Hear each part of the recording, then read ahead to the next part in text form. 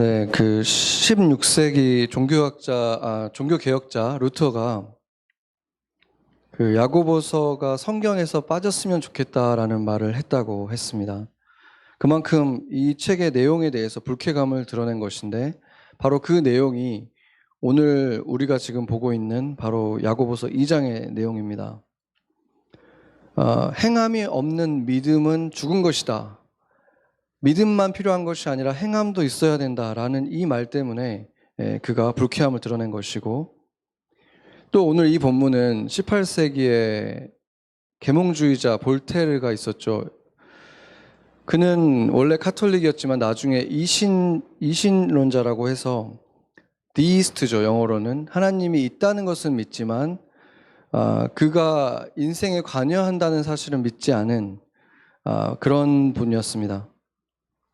근데 그렇게 하기 위해서는 이 성경의 권위를 무시해야 되는데 그것 때문에 사용한 구절이 바로 이 야고보서입니다. 왜냐하면 이 야고보서의 내용과 바울의 서신의 내용이 서로 모순된다, 서로 부딪히기 때문에 결국엔 성경은 하나님의 말씀이 될 수가 없다, 이렇게 얘기를 한 것이죠. 로마서 9장 32절을 보면은 어찌 그러하냐, 이는 그들이 믿음을 의지하지 않고 행위를 의지했기 때문에 부딪힐 돌에 부딪혔느니라, 이렇게 말을 하고 있죠. 그러니까 행위는 중요한 것이 아니다, 믿음이 중요하다, 이렇게 로마서는 계속해서 강조를 하고 있다는 거죠. 그리고 이 루터가, 원래 카톨릭 사제였던 루터가 종교개혁자가 되게 된 그 계기가 된 말씀이 유명한 갈라디아서 2장 16절이었죠. 사람이 의롭게 되는 것은 행위가 아니라 오직 믿음 때문에 되는 것이다, 이렇게 말을 했다는 거죠. 그렇기 때문에 지금 믿음이 더 중요한 것인데 행위도 필요하다, 이렇게 말하는 이 야고보서가 견딜 수가 없었던 거죠. 그렇다면은 이 바울과 야고보는 서로 모순된 것입니까? 로마서 4장 3절을 보면은 아브라함에 대해서 또 말을 하고 있는데, 아브라함이 그냥 믿었기 때문에 의롭다함을 받았다, 지금 이 말을 또 하고 있죠. 종교개혁에 있어서 굉장히 중요한 말씀이 되는 것인데, 야고보는 오늘 이 말씀에 마치 반대하듯이, 그 로마서의 말을 반대하듯이 믿음만으로 안 된다, 그리고 심지어 아브라함은 믿음이 아니라 그에 따르는 행위가 있었기 때문에 그가 의롭다함을 받은 것이다 라고 오늘 정면으로 반박하는 듯한 말을 하고 있다는 거죠. 그렇다면 예수님은 뭐라고 했는지를 보는 게 중요하겠죠. 마태복음 7장 16절에서 20절입니다. 여기를 보면 그들의 열매로 그들을 알지니 가시나무에서 포도 또는 엉겅퀴에서 무화과를 따겠느냐. 이게 무슨 말이냐면 17절까지 보죠. 이와 같이 좋은 나무마다 아름다운 열매를 맺고 못된 나무가 나쁜 열매를 맺나니 좋은 나무가 나쁜 열매 맺을 수 없고 못된 나무가 아름다운 열매 맺을 수 없다. 아름다운 열매를 맺지 않은 나무마다 찍혀 불에 던져지느니라. 이러므로 그들의 열매로 그들을 알리라. 이게 무슨 말입니까? 살아있다면 열매를 맺는다. 그러니까 야고보가 말하고 싶은 행위는 바로 이 열매를 말하는 것이죠. 나무가 살아있다면 그 채로 그냥 멈춰 있을 수가 없고, 보이지 않아도 땅 아래에서는 뿌리가 자라고 있고, 또 때가 되면 잎이 나고 꽃이 피고 열매를 맺을 수밖에 없다는 거죠. 살아있기 때문에. 그렇기 때문에 하나님의 영원한 생명이 그 안에 있는 사람이라면 그들의 삶에는 크든 작든 보이는 현상이, 열매 맺는 것이, 그 변화가 없을 수가 없다는 것입니다. 그래서 야고보가 제시한 예를 한번 보겠습니다. 야고보가 제시한 예를 보면은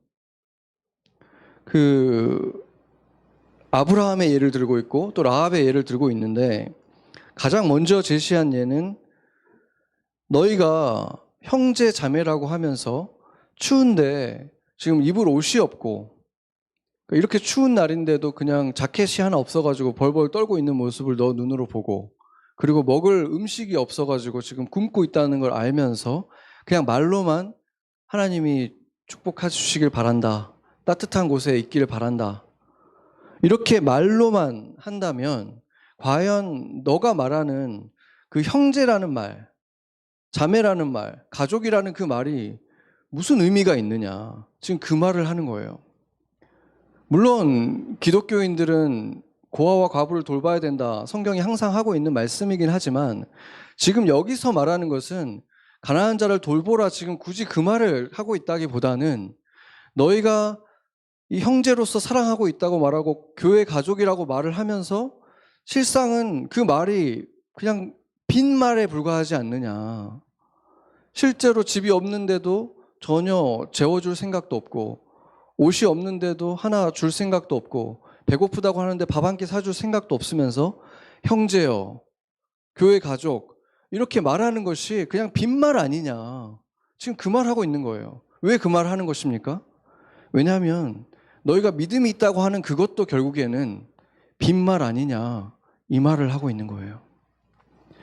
그러니까 믿음이 있으면 구원을 받는데 네가 말하는 그 믿음이 그냥 빈말일 때는 그 믿음이 어떻게 너를 구원하겠느냐. 빈말에 불과한 믿음인데 지금 그 말을 한다는 것입니다.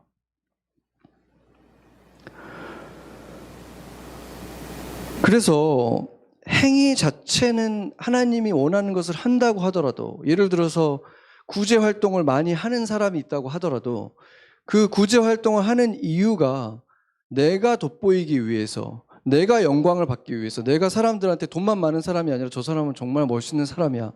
이 얘기를 듣기 위해서 구제 활동을 한다면, 목적이 거기에 있다면 그것은 어떤 사람들에게 도움이 되니까 안 하는 것보단 낫겠지만 하나님이 보시기에는 칭찬할 것이 조금 더 없는 일이라는 것입니다. 마태복음 6장 2절을 보면은 뭐라고 말합니까? 자기가 사람에게 영광 받으려고 하는 그것은 하나님에게 칭찬받을 게 없다. 이미 상을 다 받아버렸다. 지금 그 얘기를 하시는 거죠.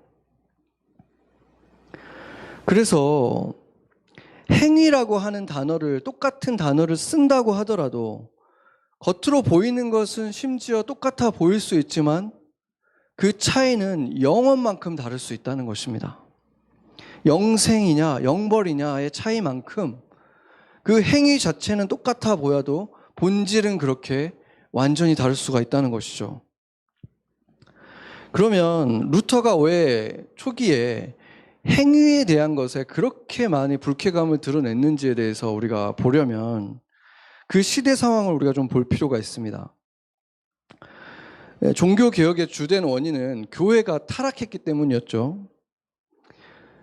그들도 역시 그리스도의 은혜로 십자가의 공로로 우리가 구원받는다고 말은 했지만 실제로 일어나는 일들은 보면은 행위가 거의 요구됐다는 거예요. 굉장히 많은 종교적인 의무들이 있었습니다.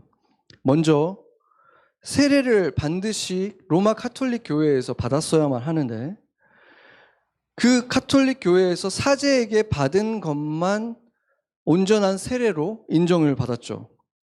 세례를 받는 순간 어떤 일이 일어난다고 가르쳤냐면 인간으로서 원래 죄를 가지고 태어나니까 그 원죄라고 하죠. 그 원죄가 사함을 받을 뿐만 아니라 그 세례 받기 직전까지 지었던 모든 죄가 세례 받는 순간 다 해결이 되는 거예요. 그런데 문제는 그 다음에 죄를 또 짓잖아요. 그럼 그건 어떻게 하느냐. 그것 또한 이제 로마 카톨릭 교회의 사제에게 고해 성사를 하는 걸 통해서 그 죄를 사함받을 수 있게 되는 거죠. 사제에게 죄를 고백하고 사제가 죄를 사해 줄 수 있는 거죠.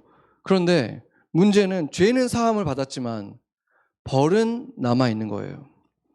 그 벌을 갚아야 되는데 그 벌을 갚지 않으면 이제 좀 복잡하게 여겨질 수 있지만 천국에는 다 가겠죠. 죄를 사함 받았으니까. 그런데 벌이 남아 있는데 그 벌을 어떻게 해결하느냐.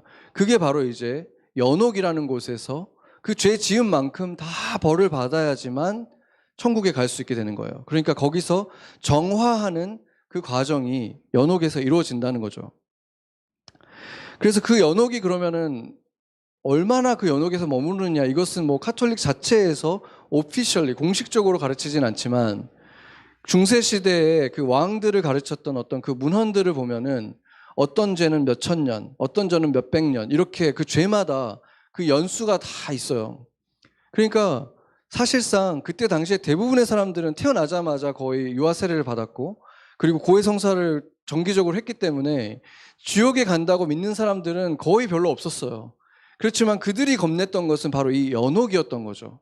이 연옥에 수천 년 동안, 어쩌면 수억 년 동안 거기서 벌을 받아야 된다는 것이, 그것이 어떤 좋은 것이 아니거든요. 그냥 대기 장소가 아니라 벌을 받으면서 정화를 받는 곳이기 때문에 그것에 대한 두려움이 어마어마했던 거예요. 그런데 다행히 그걸 없앨 수 있는 방법이 있었습니다. 그게 뭐냐면 사제가 알려주는 방법대로 어떨 때는 금식 기도일 수도 있고 어떤 성경 필사일 수도 있고 아니면 노동일 수도 있고 그 교회 건물을 짓는 몇 년 동안 노동을 하는 거, 아니면 그 성스러운 전쟁에 나가서 군인으로 복무하는 거, 아니면은 돈이 재산을 내어놓는 걸 통해서 보속이라는 걸 할 수가 있는 거예요.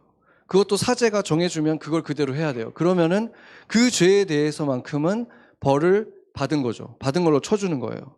그러니까 얼마나 많은 그런 일들이 일어났겠습니까? 이걸 보면은 사제가 얼마나 큰 권한을 가지고 있었는지 볼 수가 있는 거죠. 그러니까 로마 카톨릭 교회가 그들의 영생과 연옥을 피할 수 있는 그 엄청난 권리를, 영혼에 대한 권리를 다 가지고 있었던 거예요. 그러니까 누구나 다 사제가 얼마나 되고 싶었겠습니까? 그러다 보니까 이 교회가 타락을 하게 된 거죠. 이 절대 권력을 가지고 있었기 때문에 타락을 하게 되는데, 어떻게 타락을 하냐면 사제가 되고 싶은 사람들이 많으니까 사제 되는 권한을 돈 주고 살 수가 있게 하는 거예요. 그러니까 돈을 주고 사제가 되는 거죠. 그거의 절정이 뭡니까? 우리가 잘 아는 면죄부인 거죠. 그 면죄부라는 것은 사실은 면죄부가 아니라 면벌부가 맞는 거예요. 왜냐하면 죄를 사해 주는 것이 아니라, 죄를 사해 주는 것은 하나님이 하는 거지만 벌을 사해 주는 거거든요. 그러니까 보속을 돈 주고 하는 거죠. 그렇기 때문에 이 돈을 주고 그 벌을 완전히 사해 주는 권한을 교황청에서 공식적으로 문서를 만들어 가지고 그거를 판 거예요. 그 교회 그 건물을 짓기 위해서. 그래서 지금 카톨릭은 이제 면죄부는 없지만, 지금까지 제가 말했던 뭐 사제를 돈 주고 산다거나 면죄부를 산다거나 이런 건 없지만 여전히 보석이 있습니다. 노동이라든지 뭐 기도하는 거를 통해서라든지 성경 필사라든지 이런 어떤 걸 통해서 보석하는 거는 여전히 똑같이 있는 거예요. 그래서 이걸 보면은 어떤 생각이 듭니까? 은혜라고는 하지만 굉장히 많은 행위가 결국에는 그 연옥을 피할 수 있게 해주는, 천국으로 직행할 수 있게 해주는 행위를 통해서 천국에 가게 만드는, 연옥을 피하는 행위로 뭔가 굉장히 많은 일이 이루어진다는 걸 볼 수가 있는 거죠. 그렇기 때문에 이 루터가 그때 당시에 이제 극도로 타락돼 있는 중세 그 카톨릭을 보면서 탄식을 한 거죠.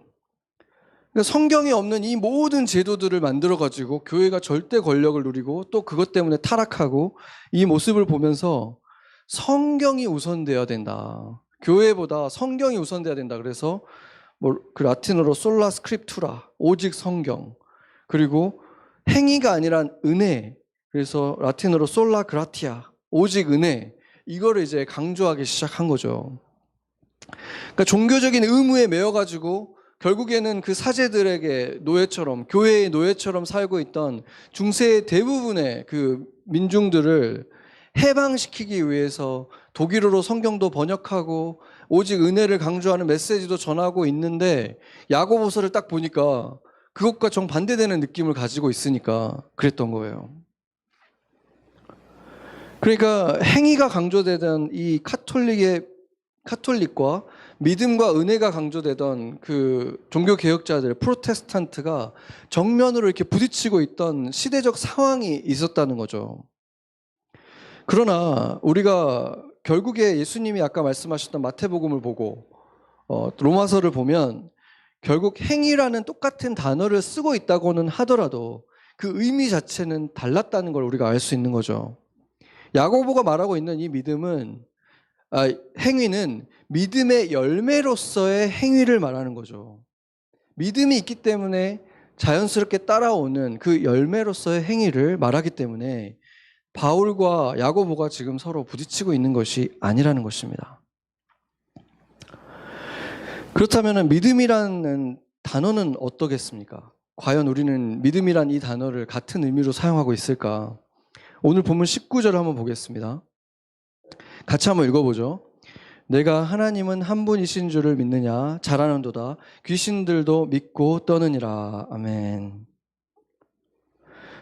지금 여기서 보면은 야고보는 하나님이 한 분이심을 믿는 것 자체는 온전한 믿음이라고 할 수가 없다. 지금 이렇게 말하고 있습니다.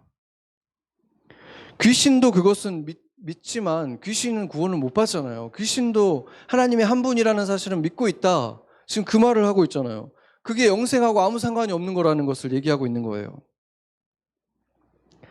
그래서 믿는다는 말 안에는 여러 가지 의미가 있지만 하나님과 관련해서는 최소한 두 가지 의미가 있다는 사실을, 우리의 영원한 생명과 관련해서 두 가지 의미가 있다는 것을 알게 되는 것입니다. 첫 번째로는 하나님이 존재한다는 믿음이 있어야 되는 거죠. 당시에 무신론자들은 존재하지 않았어요. 1세기에 무신론자들은 없었다는 거예요. 사실상 18세기가 왔을 때 계몽주의자들, 볼테르 같은 사람들도 신에 대해서, 성경에 대해서 그렇게 많이 반발을 했고 교회에 대해서 반발을 했지만 신이 없다고까지 말할 논리가 없었어요. 신을 부정하지 못했다는 거예요. 그때까지만 해도. 그래서 창조자인 신을 부정할 수 있는 그 근거가 그때까지는 전무했습니다.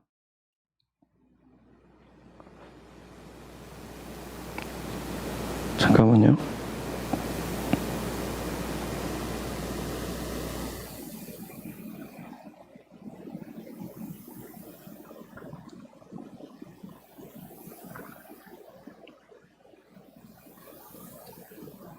네, 된 것 같아요. 그러니까 그 18세기까지만 하더라도 인류는 신이 믿는 것이 당연한 것이고, 신이 만약에 없다고 주장하는 사람들은 사람들이 이상한 사람이라고 여겼다는 거죠. 그러니까 야고보 당시는 1세기니까 오죽했겠습니까? 그렇기 때문에 신을 부정하는 사람은 아무도 없지만 문제는 대부분의 사람들은 신이 아주 많은 다신론을 믿었다는 것이 차이점이었죠. 그렇기 때문에 신이 한 분이다라고 말하는 것은 아주 소수만 믿었던, 우리 그 그리스도인들만, 유대인들만 믿었던 특별한 믿음이 있었다는 것이죠. 그러나 이렇게 바른 신에 대한 가치를 가지고 있었다고 하더라도 그것이 즉시 하나님의 자녀가 됐다는 의미는 아니라는 거죠. 왜냐하면 하나님을 대적하는 귀신들도 그 사실은 믿었기 때문입니다. 그렇다면은 로마서에서 그토록 믿음만으로 구원받는다고 말하는 그 믿음, 갈라디아서에서 확증하고 있는 그 믿음, 하나님의 자녀가 되게 하고 지옥에서 천국으로 옮기는 그 믿음이라는 것은 무엇이겠습니까? 지금 야고보가 지적하고 도전하고 있는 당시의 사람들의 상황을 생각해 보면은 지금 최소한 이 사람들은 그 시대의 다른 사람들과 달리 다신론을 믿었던 사람들이 아니라 하나님이 유일한 분이라는 것까지는 믿고 있었다는 거죠. 그렇지만 실천하는 믿음이 아니었다는 거예요. 삶의 열매로 나타나지 않는 믿음을 가지고 있었다는 거죠. 그러니까 신의 존재는 의심 없이 믿고 있지만 그분이 이제 나의 왕이 되셔서 내 삶에서 같이 동행하시면서 내 삶을 변화시키고 이끄시는 분, 이것에 대해서는 깨닫지를 못하고 또 그렇게 살아가지 못하고 있는 사람들이 많았다는 것이죠. 바로 그런 사람에 대해서 지금 야고보가 도전하고 있는 것입니다. 이 사람들의 삶의 모습은 이전의 삶과 큰 차이가 없었던 거예요. 제멋대로 살다가 그 당시에 다른 사람들을 생각해 보세요. 제사 지낼 때만 엄숙해지고 그때 되면은 제물을 바치면서 용서를 구하고 신의 축복을 구하는, 신의 자비를 구하는 모습으로 했다가 다시 원상복귀되고, 이 반복인 거잖아요. 제사 지낼 때만 그렇게 되는 거. 그런 삶을 지금 살고 있는 모습을 보면서 다른 이웃들과 별 차이 없는 그 삶의 모습을 보면서 야고보가 꾸짖고 있는 거죠. 너희들이 우상을 섬기는 자들하고 무슨 차이가 있느냐. 지금 이것을 꾸짖는 거예요. 이것은 그리스도인들 가운데에도 하나님을 믿는다고 하면서 결국엔 예배를 드리는 주일날만 크리스찬처럼 살아가고 나머지 일주일 동안은 이웃들과 전혀 다름없는 모습으로 살아가는 그리스도인들에게 지금 하는 하나님의 말씀인 것입니다. 바로 너희들이 지금 형제라고 말하면서 사실은 형제로 생각하지 않고 있고, 너가 믿음이 있다고 말을 하지만 결국에는 그 믿음이 과연 진짜 믿음이 맞냐? 빈말 아니냐? 지금 그것에 도전하고 있는 것입니다. 그래서 그리스도인들이라고 한다면 최소한의 믿음은 하나님이 인간이 되셔서 우리 가운데서 이 땅에 오셔서 우리의 모든 죄를 대신 받으시고 그것을 통해서 우리가 사함을 받았구나. 예수가 죽음을 이기고 부활하셨기 때문에 우리에게도 그 부활의 소망이 있다. 그 영생에 대한 소망을 가지고 살아가고 영생에 대한 소망이 우리의 삶 속에서 다른 영생의 소망이 없는 사람들과 구별되어지는 모습으로 나타나는 것. 그 믿음이 있어야 된다. 지금 그 말을 하는 것입니다. 참으로 믿는 믿음이 있다면 어떻게 이전의 삶과 영생을 가지고 있는 삶이 변화가 없을 수가 있느냐. 그리고 그것 안에 생명이 있다면 어떻게 그것이 멈춰 있을 수 있느냐. 계속해서 변화되는 모습이 있어야지만, 열매가 있어야지 그 안에 생명이 있다는 것이 아니냐. 지금 그 얘기를 하는 것입니다.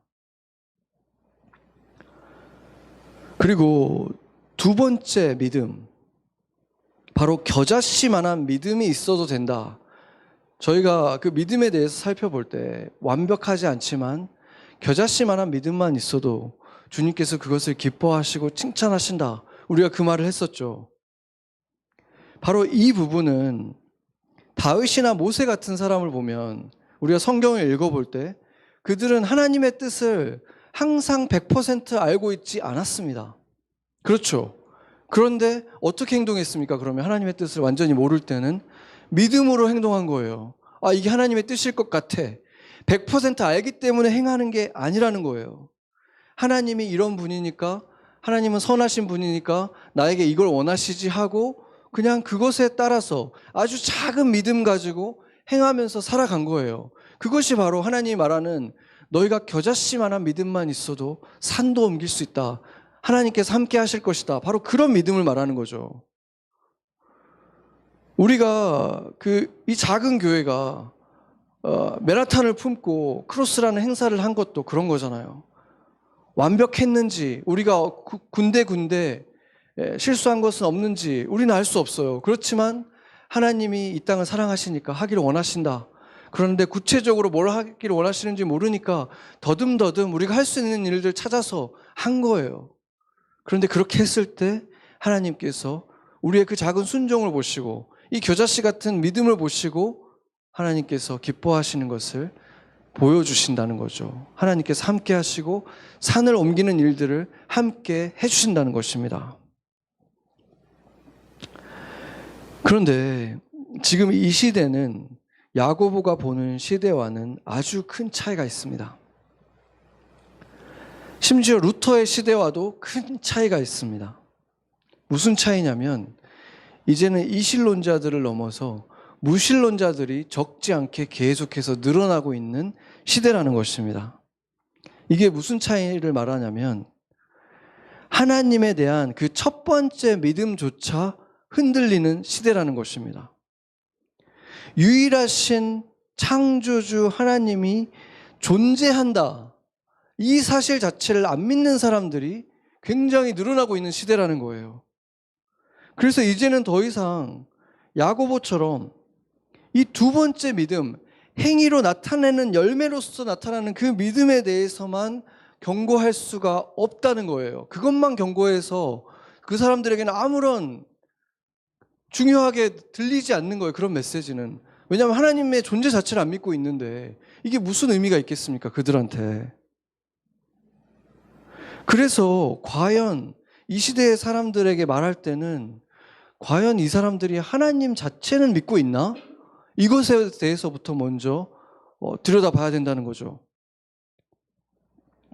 그래서 이 믿음이 없다면 그 사람들이 가지고 있다고 말하는 그 두 번째 믿음은 이런 것입니다. 하나님이 실제일 수도 있지 않을까? 하나님이 진짜 있을 수도 있지 않을까? 성경이 하나님의 말씀일 수도 있지 않을까? 혹시 그럴지도 모르니까, 그렇다고 성경이 뭐 나쁜 것을 시키는 것도 아니니까 손해볼 거 없는 선에서 하라는 것까지, 그냥 손해볼 거 없는 정도까지는 내가 한번 해보지 뭐. 교회 일주일에 한 번, 뭐 1시간 정도 한번 나가보지 뭐. 뭐 손해볼 건 없으니까 이 정도 선까지는 내가 한번 해보지 뭐.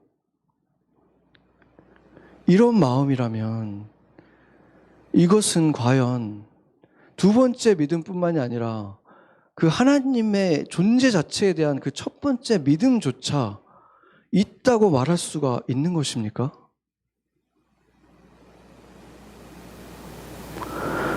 그런데 이 믿음은 하나님이 실제 할까 하지 않을까, 이것은 겨자씨만큼만 믿어도 되는 그런 믿음이 아니에요. 이거는 그게 문제예요. 이것은 있거나 없거나 그냥 두 개 중에 하나밖에 없는 거예요. 그렇잖아요. 왜냐하면 있을지도 모르겠다 하는 그 가능성에 대한 믿음은 믿음이 아니거든요. 그것은 나중에 믿음으로 갈 수 있는 시작은 될 수 있지만 아직 믿음이 있다고 얘기할 수가 없잖아요. 왜냐하면 지금 마음속에는 하나님이 없을 수도 있다는 그 믿음 또한 적지 않게 지금 마음속에 있으니까, 하나님이 있을 수도 있지 않을까? 없을 수도 있지 않을까? 그런 마음을 가지고 있는 것은 아직 믿음이 시작조차 안 했다는 거예요. 왜냐하면 그런 사람에게 있어서 하나님이 내게 무엇을 원하실까가 무슨 의미가 있습니까? 지금 하나님이 있는가 없는가도 아직 확신이 없는데, 이것은 마치 지금 베어낸 나무 토막에서 왜 잎이 안 나지? 왜 열매가 안 나지? 지금 이렇게 의아해하는 것과 다를 바가 없는 거예요. 그렇잖아요. 그래서 이 첫 번째 믿음이 없다면 행위로 뭐가 나타나건 안 나건 영혼에 관해서만큼은 아무런 의미가 있을 수 없는 것입니다. 정리를 해보자면은 야고보 시대의 초기 기독교인들은 신을 안 믿는 것이 거의 불가능했기 때문에 이 첫 번째 신의 존재에 대한 믿음은 문제가 없었지만, 문제는 우상 숭배자들과 거의 비슷하게 살아갔기 때문에 하나님이 어떤 분인지 깨달을 필요가 있었어요. 눈이 가려져서 거짓에 속고 있고 이렇다면은 그것을 거두어서 하나님이 어떤 분인지, 하나님이 지금 너와 함께 하시길 원하고 동행하길 원하신다, 이 얘기를 계속 해줘야 됐던 거예요. 왜냐하면 주변에 지배적인 사람들이 우상 숭배자들이니까. 그래서 과연 진정한 하나님의 자녀답게 사는 것이 무엇인지 계속 부르짖어 주는 일을 이 성경이 보면 바울도 그걸 하고 있고 야고보도 그걸 하고 있는 거예요. 그런데 지금 현대인들의 문제는 오히려 그리스도인들이 아닌 사람도 기독교 문화 속에서 있기 때문에, 서구 문화가 있는 곳에서는 선악의 기준도 그리스도인들과 별로 다르지도 않고 기독교 윤리관 갖고 살아가는 사람들이 대다수가 됐지만, 그러다 보니까 기독교인이나 아니나 겉으로 볼 때 별로 차이가 없는데, 문제는 실상조차도 교회를 다닌다고는 하는데, 예수님 믿는다고 말은 하는데 실상은 무신론자로서 살아가고 있다는 것이죠. 일상은 무신론자하고 거의 아무런 차이가 없이 프랙티컬 에이티스트로 살아가고 있다는 거예요. 그런데 이게 더 심각하다는 것입니다. 이게 더 심각한 거예요. 예전에 그리스도인들의 문제는 뭐죠? 신에 대한 오해인 거예요. 오해. 잘못된 이해, 아니면 사단이 지금 거짓으로 지금 잘못 보게 만들고 트위스트 해놓은 진리, 이런 거잖아요. 그런데 현대 기독교인들의 문제는 아예 신을 인정하지 않는 삶을 살고 있다는 거예요. 일상에서. 신이 존재한다면 할 수 없는 일들을, 생각들을 하면서 아무렇지도 않게 살아가면서 자신은 그리스도인이라고 말한다는 거죠. 삶의 행위로 나타나지 않는 것, 열매가 없는 이유가 만약에 오해로 인한 것이라면, 착각 때문이라면, 아니면 귀신의 방해 때문이라면 교정을 하면 되고, 또 영적 전쟁을 하면 되고, 뭔가 고칠 수 있는 거잖아요. 뭔가 픽스할 수 있는 거잖아요. 그런데 실상은 하나님의 존재 자체를 사실은 의심하고 있는 사람이라면 참된 믿음을 심지어 아직 시작조차 안 했기 때문에 더 심각한 거예요. 하나님이 있을지도 모르니까, 성경이 진리일지도 모르니까, 죽고 나서 천국과 지옥이 실제로 있을지도 모르니까, 그리고 가르침 자체가 그렇게 나쁘지 않으니까, 손해나는 것만 빼고 어느 선까지는 보험 드는 셈 치고 그냥 교회 다니지 뭐.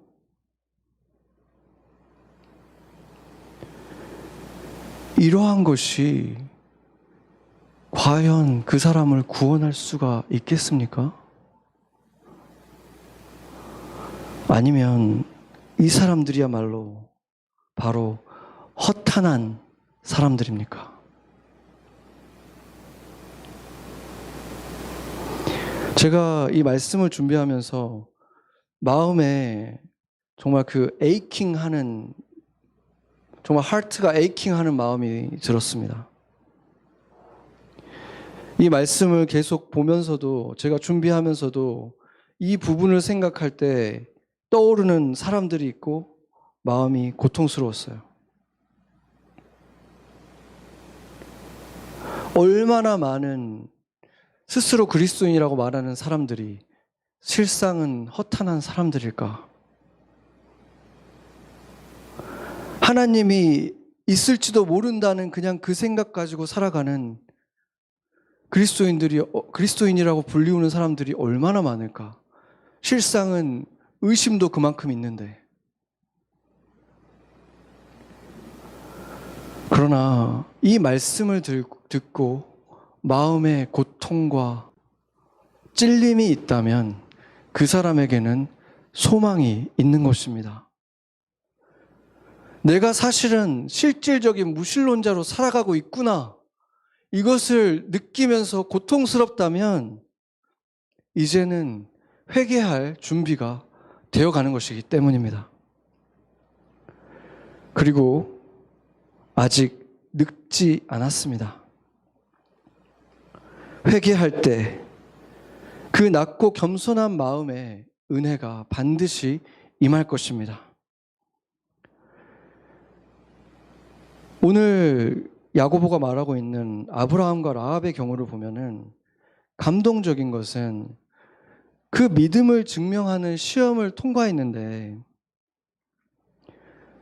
당연한 거잖아요. 그러니까 너희가 믿음이 있으면 이 시험을 보면 통과해야 되는 거잖아요. 통과하는 것은 당연한 것인데, 통과하는 것은 그 고난을 그냥 피한 것으로 끝난 게 아니라 하나님께서 굉장히 기뻐하시면서 칭찬해 주시고 상을 주세요. 하나님께서는 시험을 통과하면은 그냥 너가 통과했으니까 이제 패스, 이게 아니라 칭찬하면서 상을 주신다는 거예요. 당연한 건데. 어떻게 상을 주셨습니까?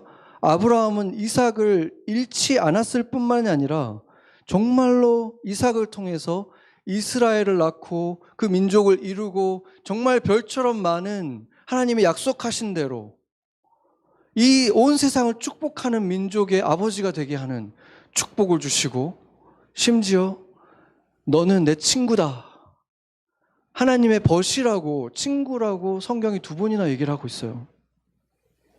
상을 주신 거예요. 라합은 하나님에 대한 엄청나고 훌륭한 믿음을 갖고 있었던 사람도 아니었잖아요. 사실은 이 여리고 성과 함께 자신도 몰살당할 것이 두려워서 더 큰 하나님을 내가 쫓아야 되겠다, 하나님 편에 서야 되겠다, 그냥 그 운명에서 벗어나야 되겠다, 이거밖에 없었어요. 그런데 그걸 보시고 하나님이 그를 축복하셔서 이제 이스라엘 사람 중에 하나로 받아주시죠.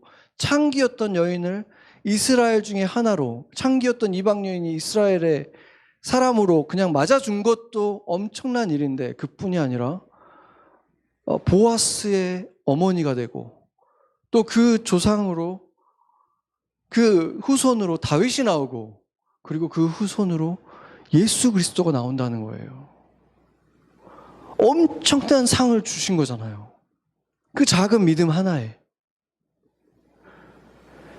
그래서 믿음의 행위는 의무이기 때문에 우리가 하는 것이 아닙니다.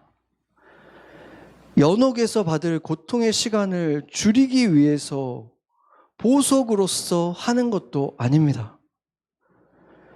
하나님이 살아계시고 그분이 내게 원하시는 순종은 가장 먼저는 내게 너무 좋은 것이기 때문에, 내 눈앞에 당장은 좋아 보이지 않을지라도 영원히 내게 유익한 것이기 때문에, 더 큰 기쁨의 상을 주시기 위해서 하나님이 나에게 지금 이것을 주고 있다. 그것 때문에 내가 그 행위를 하는 것입니다. 은혜를 받았으니까 이제 열매를 맺으세요. 일상에서 하나님이 살아계시다는 그 사실을 믿는 사람처럼 주님께서 나와 함께 하시기 때문에 그렇게 살아가는 것입니다. 제가 아는 어떤 이민 가정이 여러 가지 불화 때문에 서로 고통을 주면서 정말 오랜 시간 동안 굉장히 힘들어했어요. 그러다가 주변 분들의 조언을 듣고 강아지 한 마리를 집으로 입양을 했어요. 그런데 감사하게도 정말 그 강아지 한 마리로 인해서 집 분위기가 많이 좋아졌다는 얘기를 들었어요. 웃을 일도 많아졌대요. 전 너무 감사하고 기뻤습니다. 이처럼 삶에 강아지 한 마리만 들어와도 인생은 달라지는 거예요. 제가 무슨 말을 지금 하고 싶겠습니까? 우리를 위해서 모든 벌을, 그 영벌을 대신 받으시고 부활하신 예수님의 영이, 성령님이 함께 하는데, 여러분의 삶에 들어왔는데 어떻게 그 변화가 보이지가 않을 수가 있겠습니까? 같이 기도하겠습니다. 제가 기도하겠습니다. 주님, 온 세계의 교회마다 평균 20%, 많게는 40%의 성도들이 교회로 돌아오지 않고 있다고 합니다. 이것은 교회가 연단의 때, 시험의 때를 지나가고 있다는 증거일 것입니다. 고통받는 교회들, 아픔을 겪는 모든 이웃들을 보면 마음이 아프지만, 그간 교회는 교회가 아니라 문화센터가 되어가며 더 좋은 시설을 가지고 교회끼리 경쟁을 하고, 예배는 더 재밌는 경험, 엔터테인먼트가 되어버렸던 기독교에 이 시험의 때는 반드시 필요한 시간임을 부인할 수 없습니다. 이 시간을 우리에게 허락하셨을 때 우리에게 참된 믿음이 과연 있는지 돌아보게 하시고, 믿음이 없음을 보았다면 이 기회를 놓치지 않고 회개하게 하여 주시옵소서. 겸손히 주 앞에 엎드려 하나님이 살아계시며 그 하나님이 인간이 되셔서 우리를 구원하셨음을 참으로 믿는 믿음에 이르기를, 이제는 내가 아니라 그리스도가 나를 통해 살아가시도록 왕의 자리를 내어드리기를 다짐하고 또 다짐하며 삶의 매 순간을 그렇게 왕과 동행하게 하여 주시옵소서. 그렇게 깨어난 우리 생명이 흐르는 교회를 통해서 이 어두운 세상을 밝혀 주시옵소서. 우리 안에 살아계신 영의 주인 예수님의 이름으로 기도합니다. 아멘.